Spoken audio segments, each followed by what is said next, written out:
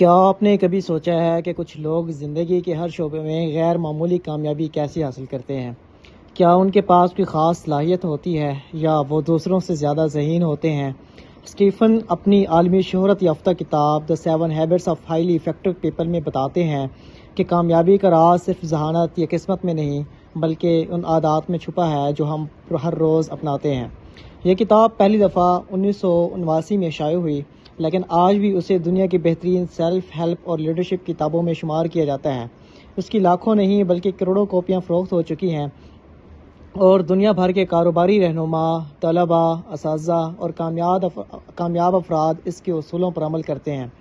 Stephen کے مطابق حقیقی کامیابی صرف دولت یا شہرت حاصل کرنے کا نام نہیں بلکہ ایک متوازن زندگی گزارنے، مضبوط کردار بنانے اور دوسروں کے ساتھ مثبت تعلقات قائم کرنے کا نام ہے۔ وہ کہتے ہیں کہ اگر انسان اپنی عادات بدل لے تو اس کی پوری زندگی بدل سکتی ہے۔ پہلی بات، بی پرو ایکٹیو، فعال بنیں۔ مصنف کہتے ہیں کہ کامیاب لوگ اپنے حالات کا الزام دوسروں پر نہیں ڈالتے، وہ اپنی زندگی کی ذمہ داری خود قبول کرتے ہیں۔ اگر آپ کسی ناکامی کا سامنا کرتے ہیں تو بجائے بہانے بنانے کے یہ سوچیں کہ آپ اس صورتحال کو بہتر بنانے کے لیے کیا کر سکتے ہیں۔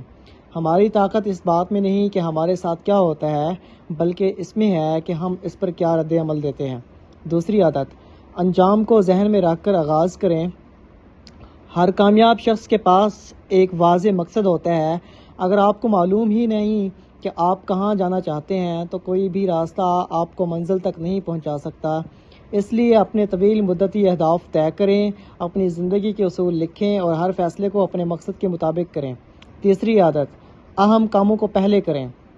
دن بھر مصروف رہنا کامیابی کی علامت نہیں، اصل کامیابی یہ ہے کہ آپ صحیح کاموں پر وقت صرف کریں۔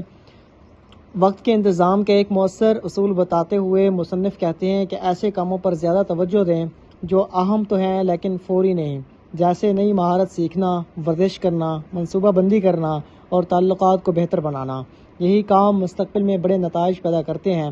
چوتھی عادت، سب کی جیت سوچیں۔ زندگی کو صرف جیت اور ہار کا کھیل نہ سمجھیں۔ بہترین تعلقات وہ ہوتے ہیں جہاں دونوں فریق فائدہ اٹھائیں، چاہے کاروبار ہو، ملازمت ہو یا خاندان۔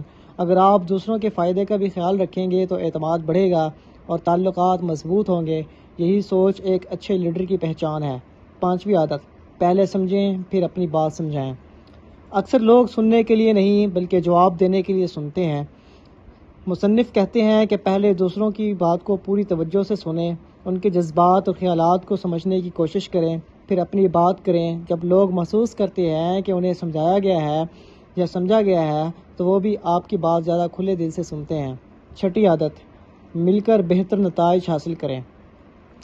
ٹیم ورک کی اصل طاقت مختلف صلاحیتوں کو ایک مقصد کے لیے استعمال کرنا ہے۔ ہر شخص کی سوچ، تجربہ اور مہارت الگ ہوتی ہے۔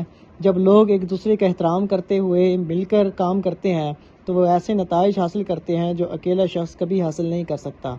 ساتویں عادت، خود کو مسلسل بہتر بنائیں۔ اگر آپ مسلسل کام کرتے رہیں لیکن خود کو بہتر نہ بنائیں تو ایک وقت آئے گا جب آپ کی کارکردگی کم ہونے لگے گی۔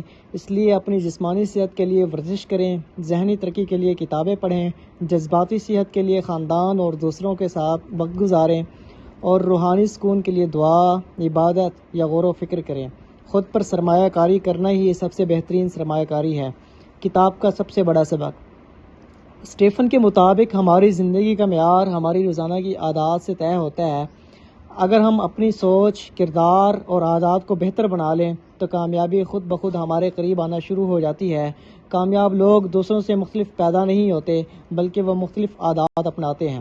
اگر آپ اپنی زندگی میں حقیقی تبدیلی چاہتے ہیں تو آج ہی ان 7 عادات میں سے کسی ایک پر عمل شروع کریں۔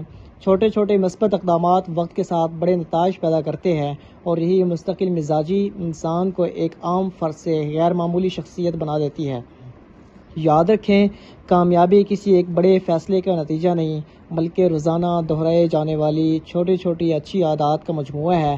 اگر آپ اپنی عادات بدل لیں گے تو آپ کی شخصیت، آپ کے فیصلے اور آخر کار آپ کی پوری زندگی بدل جائے گی۔